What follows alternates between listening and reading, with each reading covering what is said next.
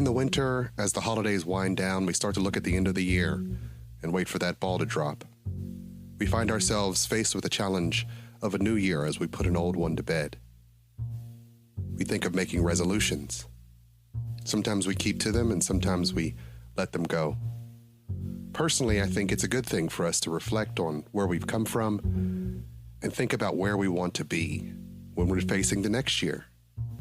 So, today, let's talk about some ways to set some goals for 2022 so that maybe we'll feel better about where we end up when looking at 2023.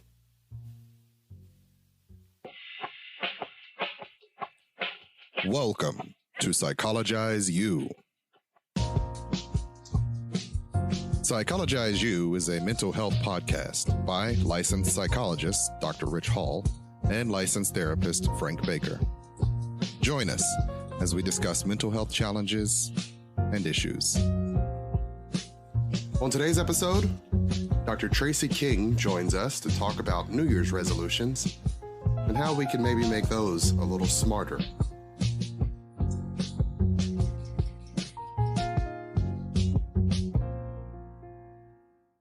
Hello and welcome to Psychologize U. I'm your host, Dr. Ritch and I am here with my friend, Dr. Tracey King, a person I have known for, I'm going to say over 15 years or more. Geez. All right.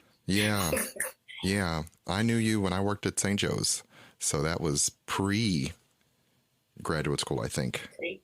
Was I in graduate? It was during grad school, yeah. Yeah, so there you go. Way long time ago, because that was over a decade ago. I have a 12-year-old, so if that tells you anything about how long ago that was, he did not exist when I knew you. So, and Dr. Tracey King is a clinical psychologist who works at Thriving Haven. That is her private practice. And she's also the president of the Bahamas Mental Health Association. And me being the president of the Association of Black Psychology Cincinnati chapter, we are having a president-to-president conversation.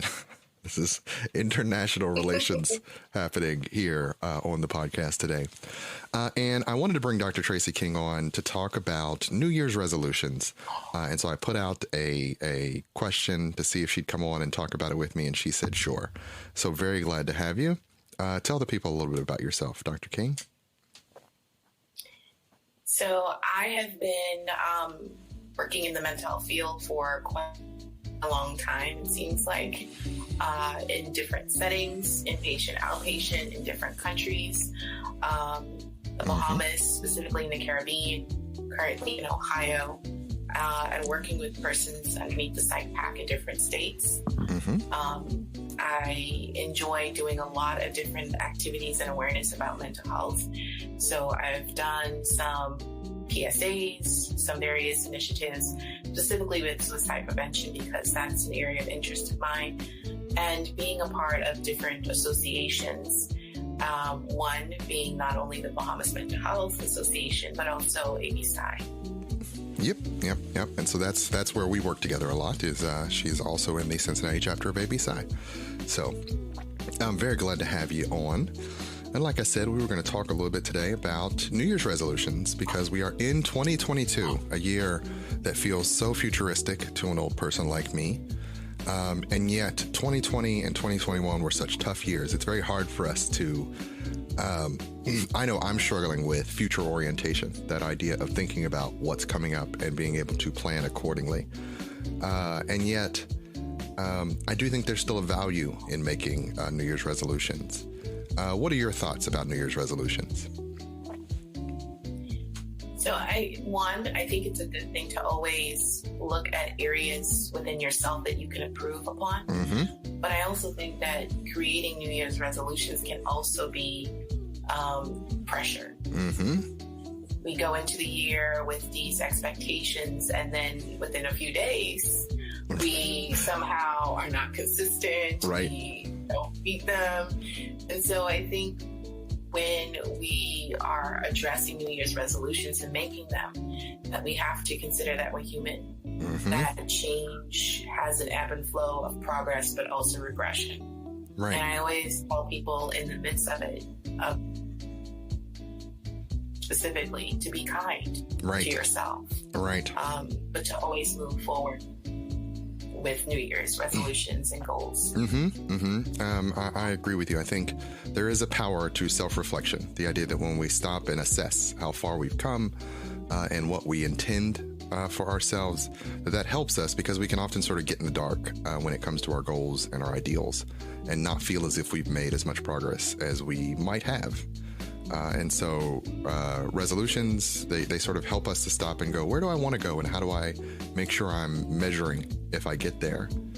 And I think it is, as you said, an opportunity to be kind to ourselves in that, because very often we make those resolutions from a place of lacking. We often are thinking in terms of, I'm not good enough in some way, so I need to make a change. The resolutions around diet, resolutions around exercise, resolutions around self-care, they're often based on this knowing that there's something wrong and wanting to improve. And I do think people are often unkind to themselves in those assessments. What would you say? Yeah, I agree with you. Self-reflection is important.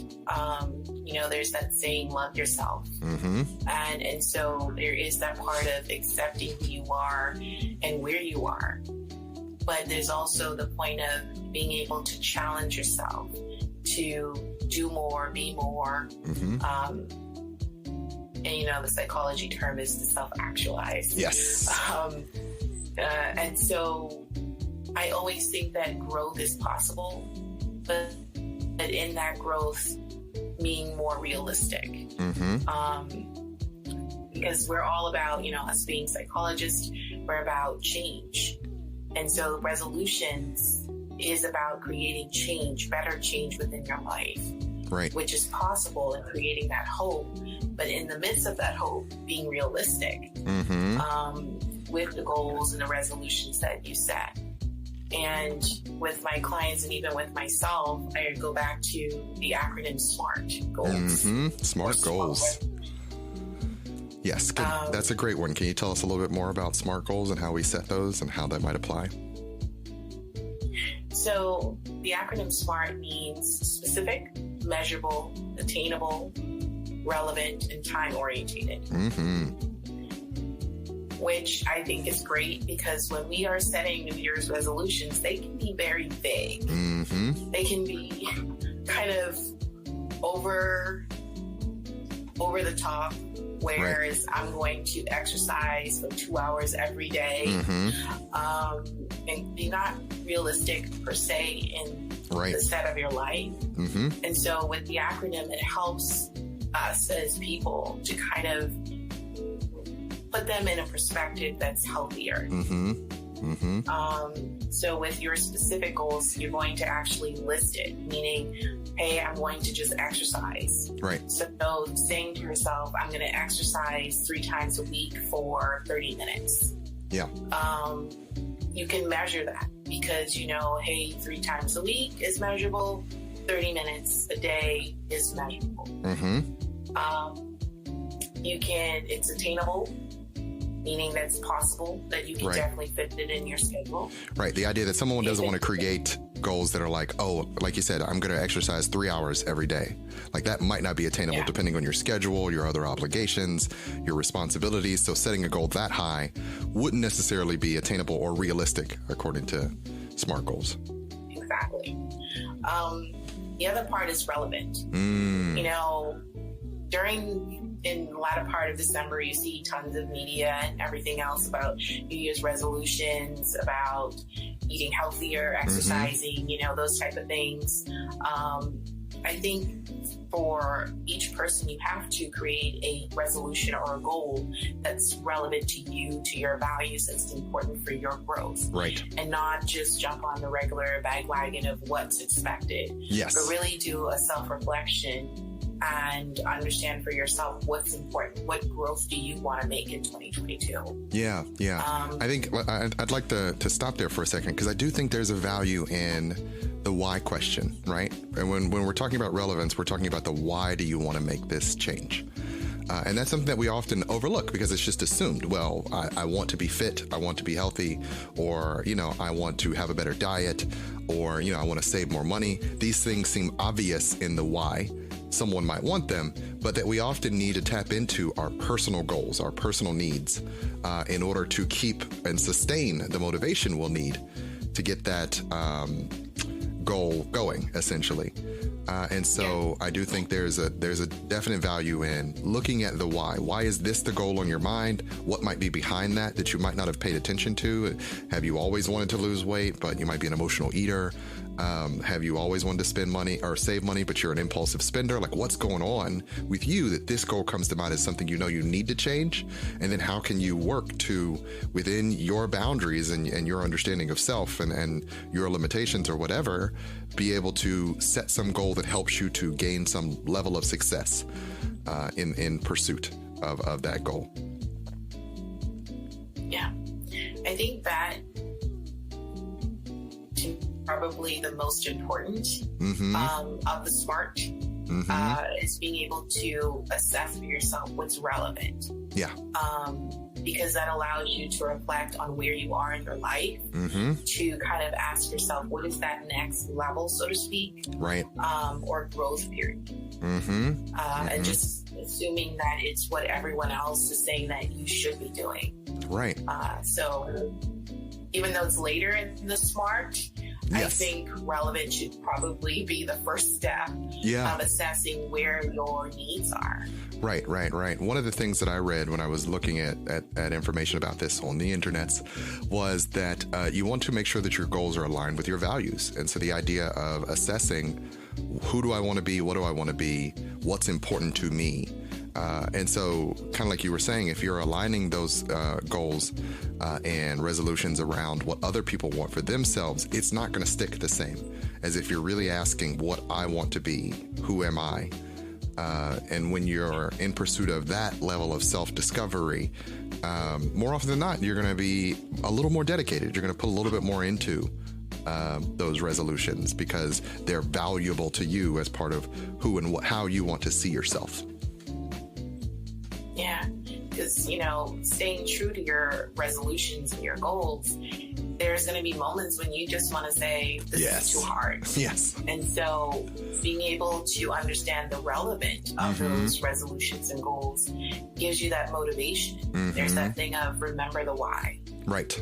So when you don't want to get up at 5:30 in the morning to go and exercise. I don't understand the people who can do that regularly. It's the strangest thing to me.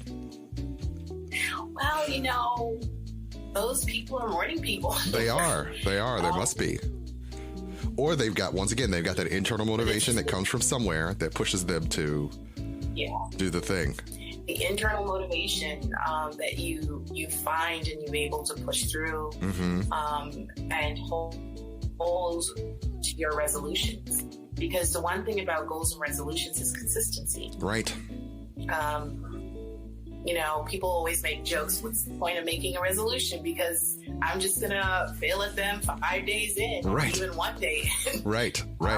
So consistency requires internal motivation and connecting the relevant to the values, I think, is important.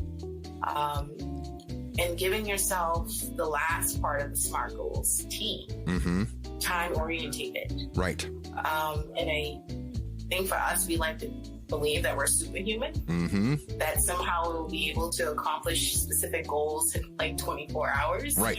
When in essence, it might take a year. Yes. So being able to really formulate a timeline that's healthy for you. Because when people set themselves up for unrealistic expectations and they don't meet it, then it leads into feelings of failure or levels of inadequacies. And so I always strongly kind of suggest people to kind of when you talk about resolutions and goals, to make sure that they are realistic. Right. That they are attainable in a time-oriented manner.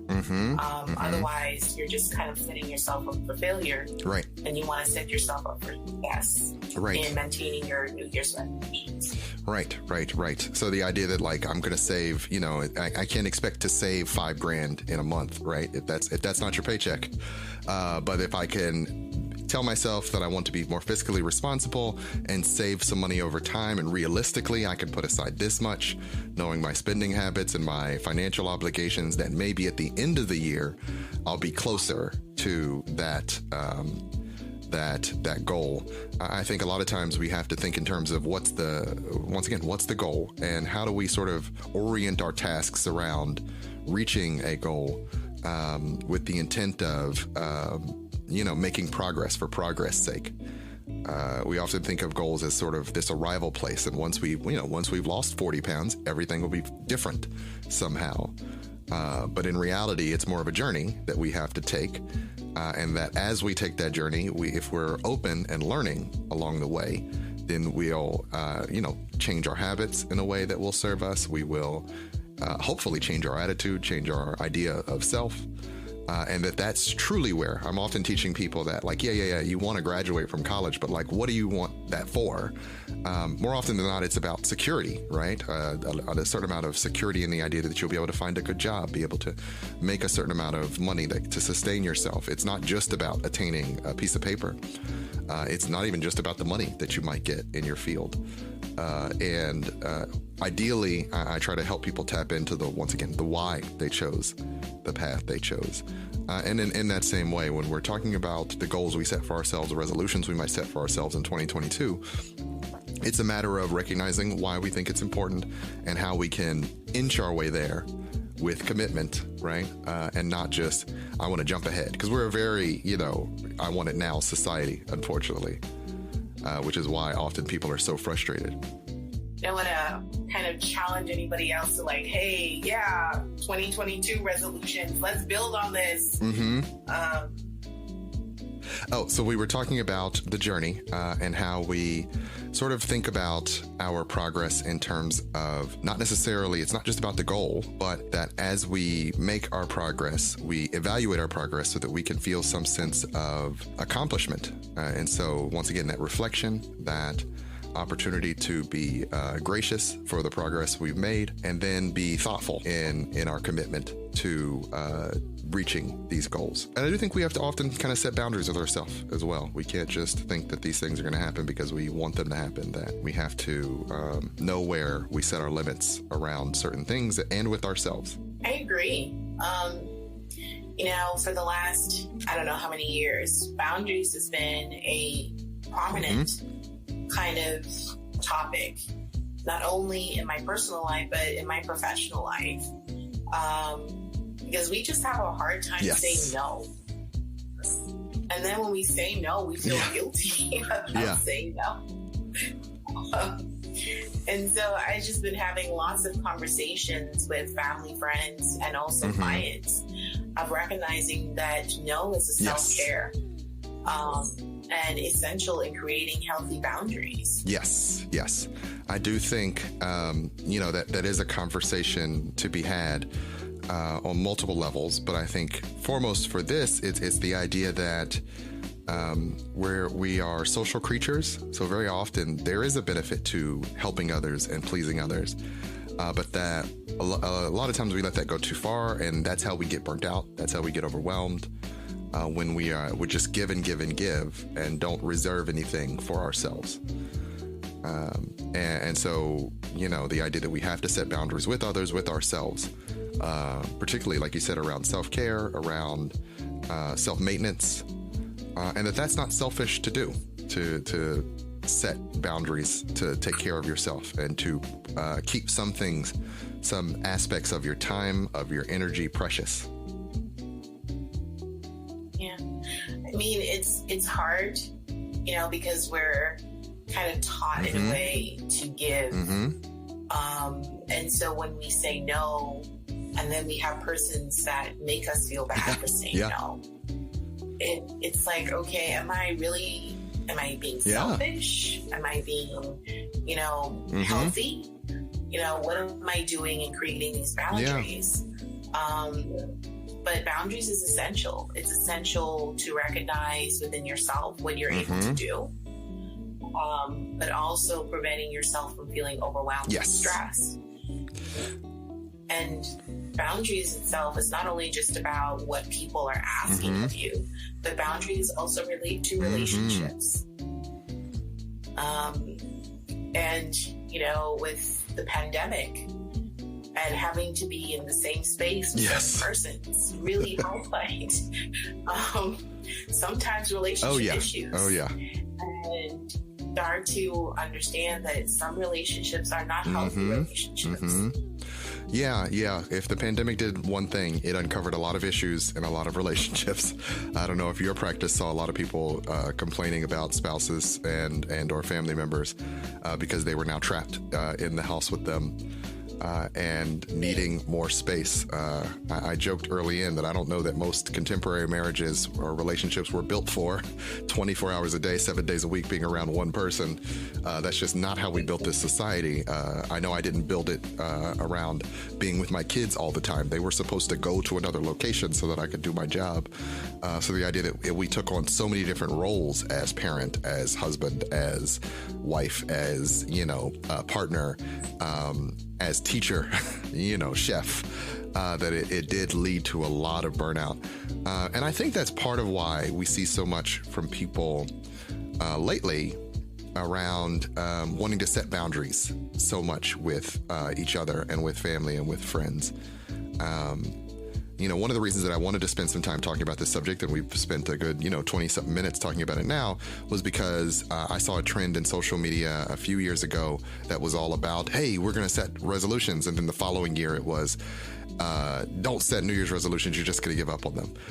And so I thought it'd be good, like we did in the beginning, to have a conversation around why I think it's still important and valuable to have this sort of yearly moment of self-reflection and to set the goalposts for the following year. The trend this year has been getting people to, I've seen a lot around cutting people out of your life, or, no toxic relationships, no narcissists. So this year, we're not giving our energy to anybody who isn't down for us in the way that we're down for them. And I'd like to spend a little bit more time talking about that, but this is just a teaser. We're going to go quickly to commercial real quick, and then we'll come back and talk a little bit more about this idea of whether or not we should be cutting people out of our life so readily when we feel like our needs aren't being met. So stay right there, and we'll be back with a little bit more Psychologize U.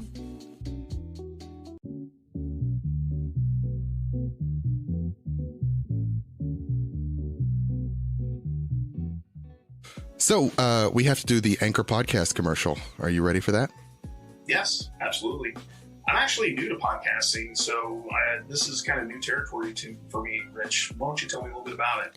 So Anchor's really cool. It's pretty much a free podcasting service where you just open an account with them, and they have all the tools you need to make a podcast on the website.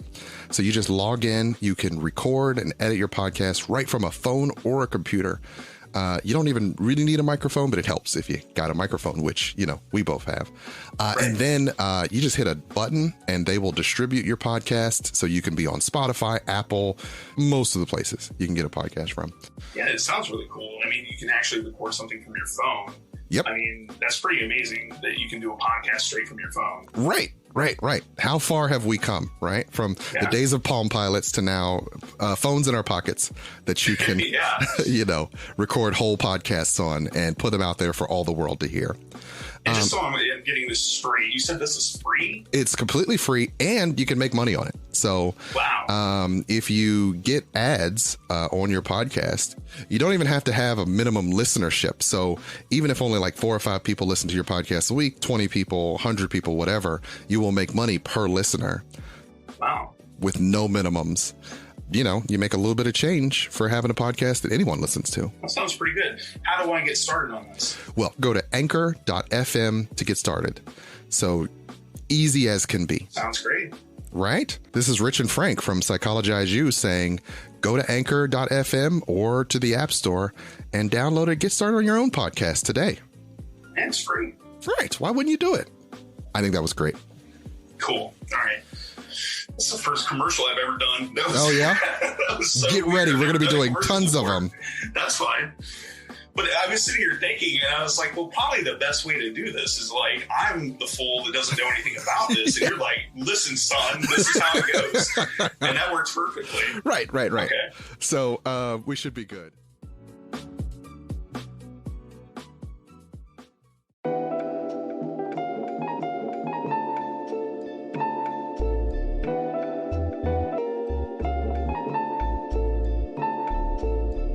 Welcome to the Hall Space Podcast. It's about connections. I'm your host, Dr. Ritch Hall. Join me and my family and friends week to week as we talk about events, tell jokes and stories, and maybe help you learn a thing or two about a thing or two. Wherever you get your podcasts. I think that's it. That's pretty much all it's about. Just, join us. Thanks.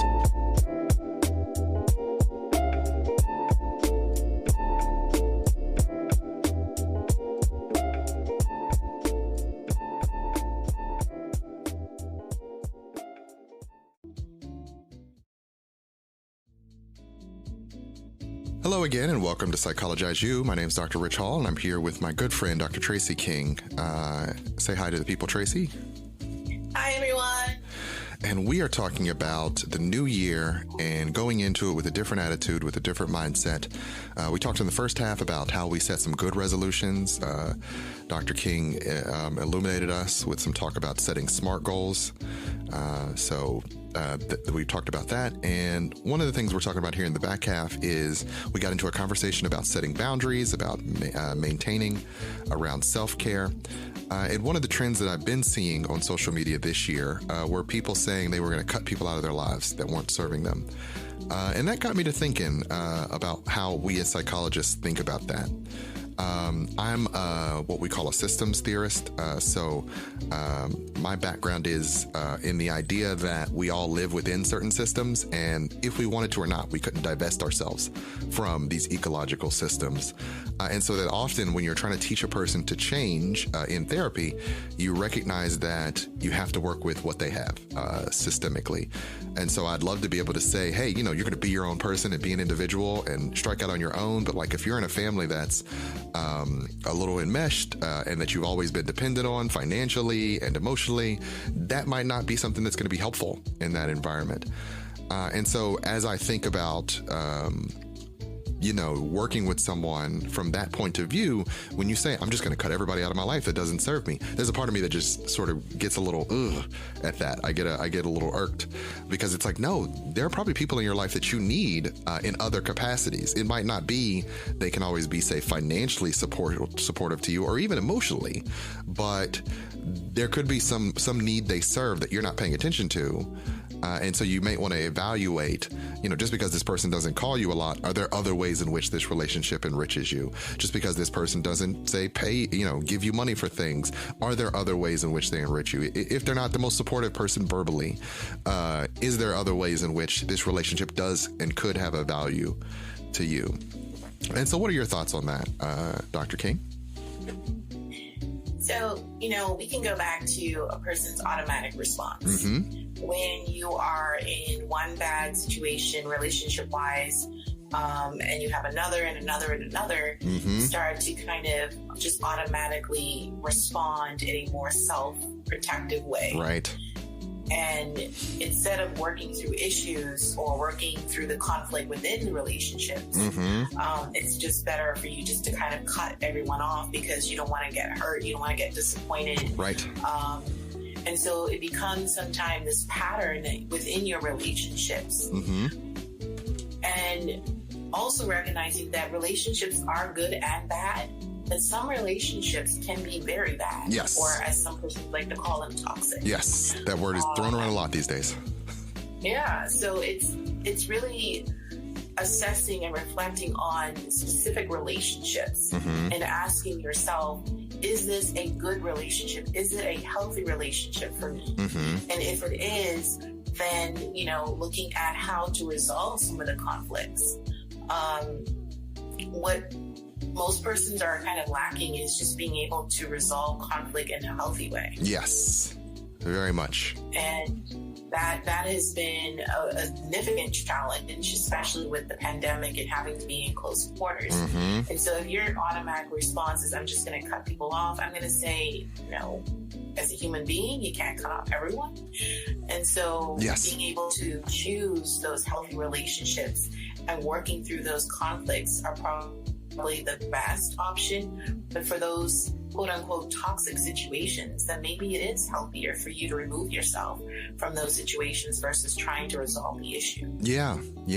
So here's the thing that I often say, and this is a little controversial. So, if I'm out there are some relationships we might not be able to cut off, unfortunately, even if they're toxic. So if you have a toxic relationship, say with your mother, and I don't have a toxic relationship with my mother. If you're listening, this is not about you. This is me talking about other scenarios that happen in my practice.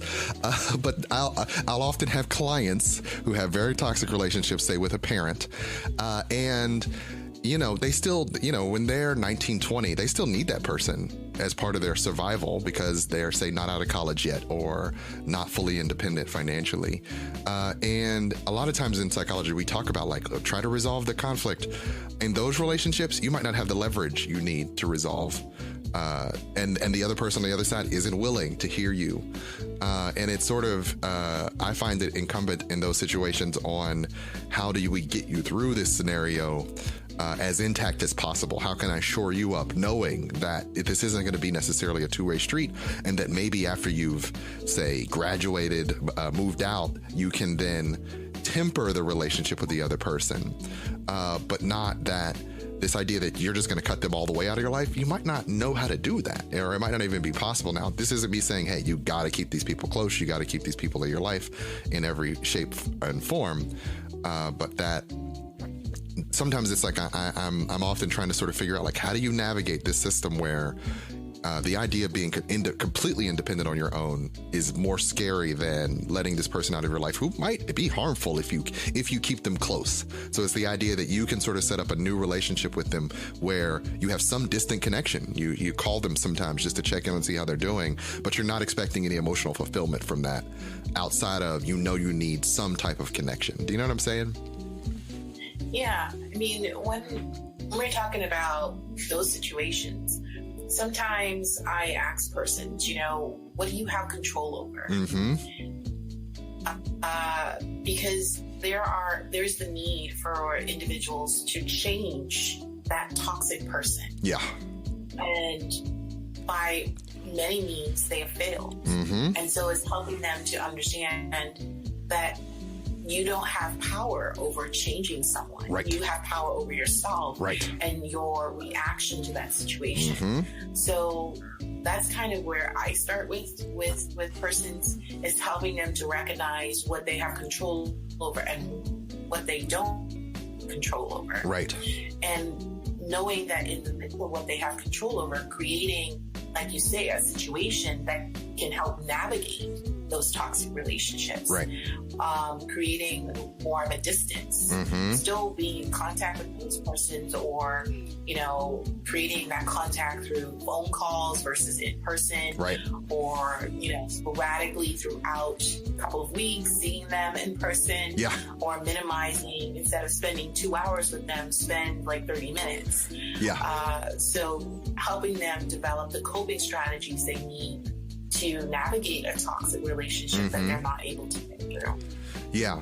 One of the things I often tell my clients, and one group that often this is the conversation with, is LGBTQ clients who, their family never accepts them. And it's like, look, you still want to pop by on Christmas, but won't it be nice when you don't have to go upstairs to your room, but you could say, hey guys, it was good to see you. I enjoyed the food. I'm going to my place when this is over, rather than feeling trapped in the house with these people who, are asking questions about your lifestyle or are condescending or whatever. And so this idea that, you might not want to never see these people again, but that you can have some type of relationship. It doesn't have to be, there is no one size fits all for relationships. And that's a good thing, because that means that if there's a person who maybe doesn't serve you in certain ways, maybe is invalidating in certain ways, you can have a type of relationship with him that you get to set the tempo on, and when you've had enough, you get to leave. But that comes with having a certain amount of agency and independence that, I work with a lot of younger clients. They don't have that yet, but I try to sort of help them understand you can grow into that. And have access to that at a later point, particularly if you stay the course and develop these independences for yourself. There are some people who are in situations with certain friends, with certain family members where you might have a little bit more leverage. And in those circumstances, I think it is good to pull yourself out, to once again, set that tempo to maybe not allow people the same amount of access that they have to you. So while we spent so much time talking about these sort of deeply toxic situations where there is less control, in the situations where you do have control, I do think there's a benefit to evaluating what is working, what isn't working in these friendships and these relationships, and trying to figure out where the boundaries need to be set so that I feel I'm getting what I need, or if I'm not, how do I change the relationship? Once again, you can only change your side of it. Some of it's up to the other person. And that when it's time to go, once again, knowing when to check out of certain relationships that aren't necessarily as beneficial to you. It's, as we kind of, we wrote this back to resolutions.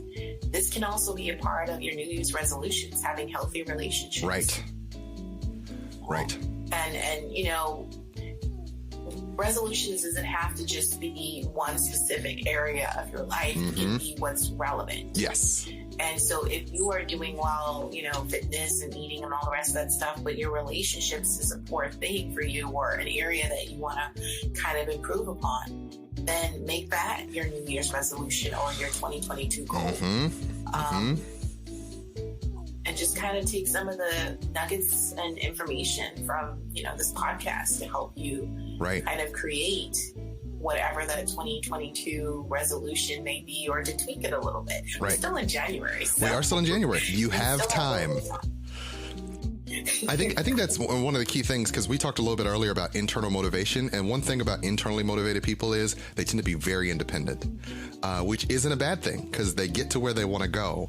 But the idea that they can maybe open themselves up to the idea of letting more people in, making more connections.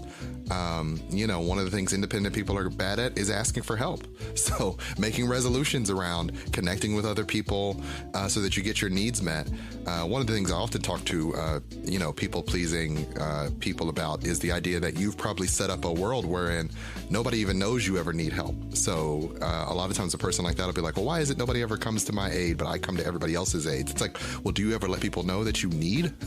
And of the people you let know, are you talking to the right people, or are you talking to the people around you that you've been helping all your life, so they don't know how to help you because all they've ever done in this relationship is receive? As a psychologist, we kind of get that a little bit. Like you help people, you don't need help. You know how to take care of yourself. Right. But I always respond of, I'm a human being, just like everyone else. Right. But it's also, that sense of recognizing that it's okay to get help. Right. That society sometimes puts this pressure on ourselves that we should be able to handle all of the stresses of your life. That we should be resilient and have a level of hardiness through the ebb and flow of whatever happens to us. Right. And I always say to people, we are human beings. Meaning there are moments where we're going to be able to handle things, and there are times where we're going to need a little bit of help. Right. And with the stigma that's centered around mental health, I always tell people, hey, there are moments that you are going to be doing well, and when something bad happens, you might struggle a little bit. Does that make you weak? No, that just makes you human. Makes you human.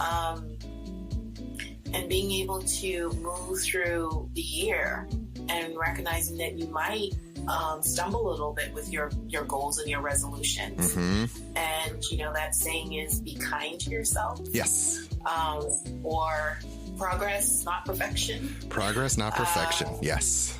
And so it's in that same vein of knowing that whatever we're doing, that we're human beings first, Yes. in our goals and in our resolutions, that we are going to make progress, but there are going to be moments when we're going to see regression of going back to old habits. Yes. But not to give up, to kind of just use that as lessons to learn from. Right.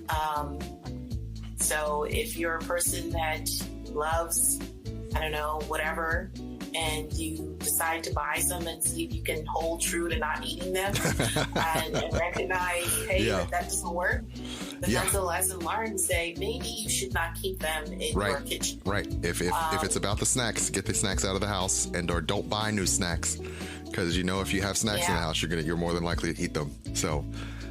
No, that's a good example of how we have to sort of, once again, get to know ourselves, and that this process of setting goals doesn't always have to be about the successes, but also the idea that we can examine when we fall down as well, right? So if you mess up on your goal of eating healthy, that doesn't mean that you give up.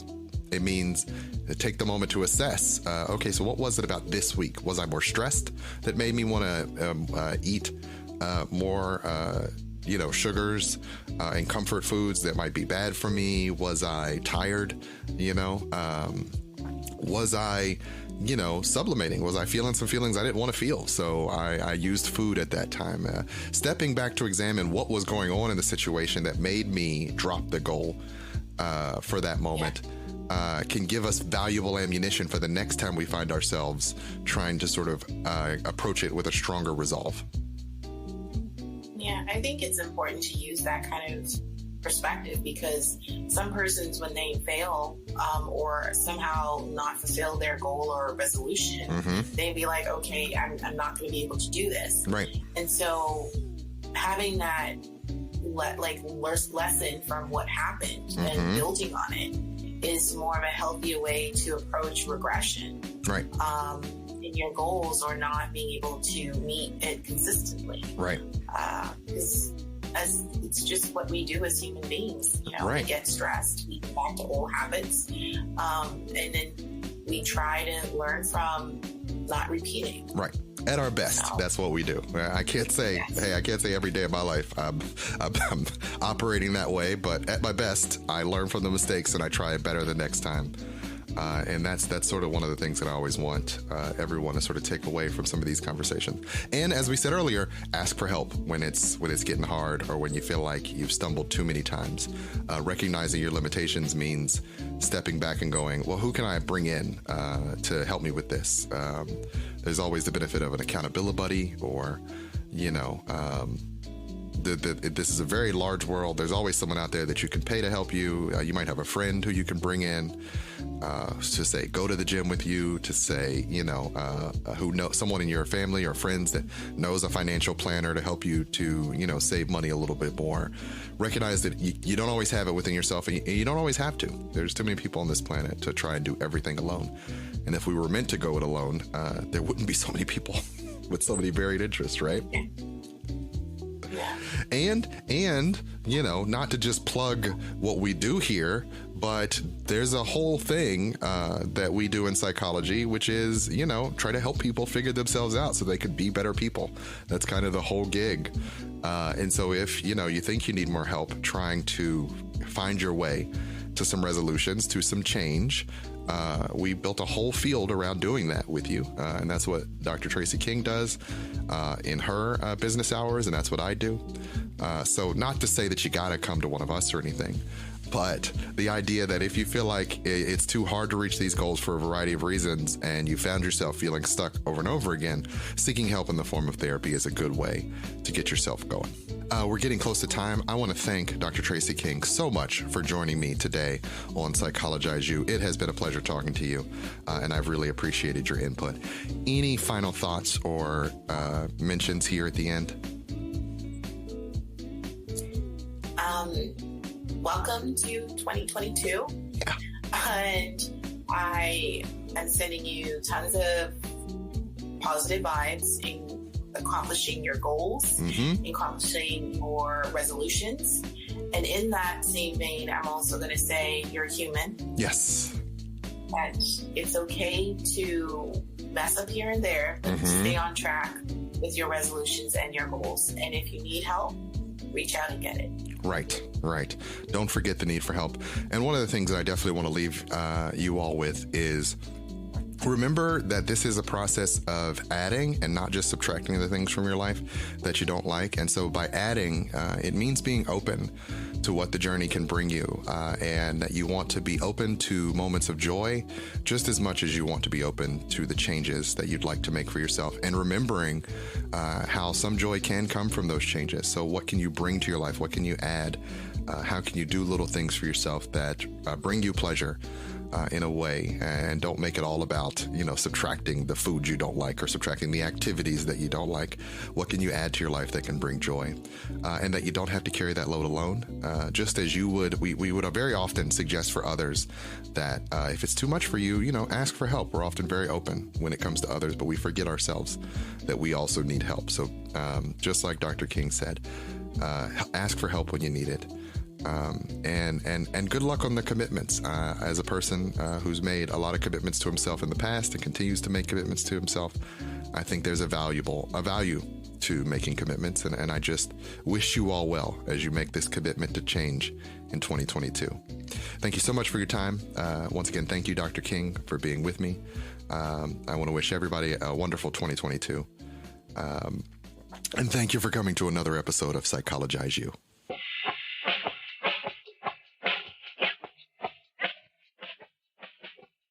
Psychologize U is brought to you by Hall Productions, LLC.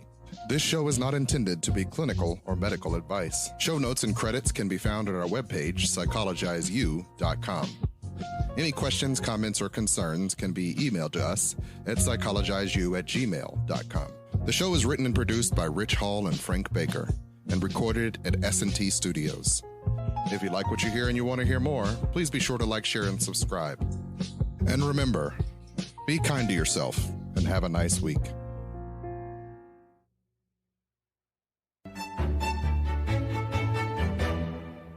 House Hall. We rise brilliantly.